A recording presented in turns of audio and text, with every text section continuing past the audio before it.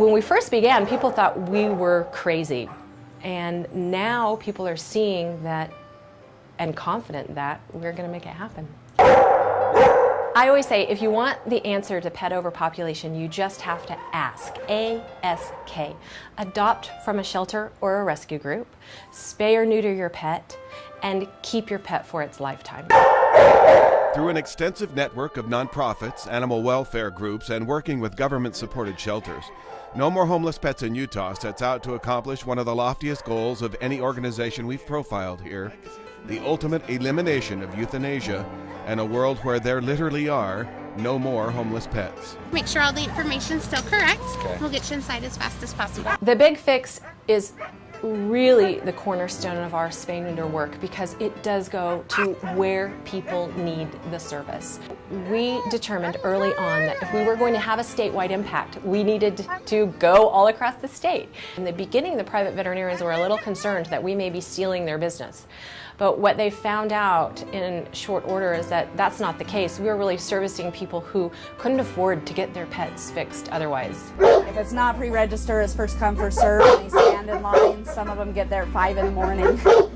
People also have this misconception that because we're providing high volume spay neuter that we're cutting corners on the quality, and we simply don't do that. We use best practice medical procedures, and our incisions are like this big, and our vets are so skilled at doing spay neuter because they're doing it by the thousands every year. Tanya Schellsberg is the very talented veterinarian on board the Big Fix. She's operated on hundreds and hundreds of animals over the last several years.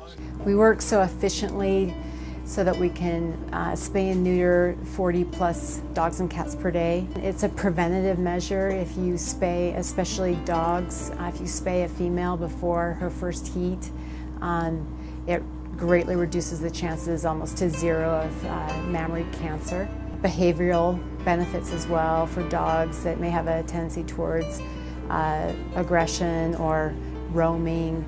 If you neuter them, it greatly reduces their chances of, say, getting hit by a car. And health benefits for male dogs as well, prostate enlargement and trouble with that when they're older.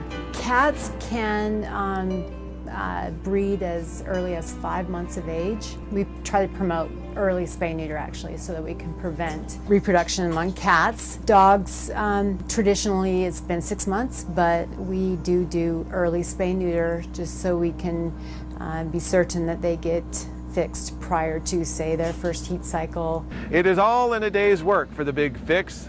Big fixes and smaller fixes, canine and feline fixes, spays and neuters. 45 animals in one day, better cared for now for the rest of their lives by their human pet owners. We track our success here at No More Homeless Pets by what we call the E-metric. And the E-metric is how many animals have been killed annually per 1,000 human population. And when we started in 2000, we used 1999 as our baseline, and it was 21.7 cats and dogs killed every year for every 1,000 residents in our state. And what it was about 11.7 cats and about 10 dogs per 1,000. Well, today we're down to about 3 dogs per 1,000, and we're at about 10 cats still.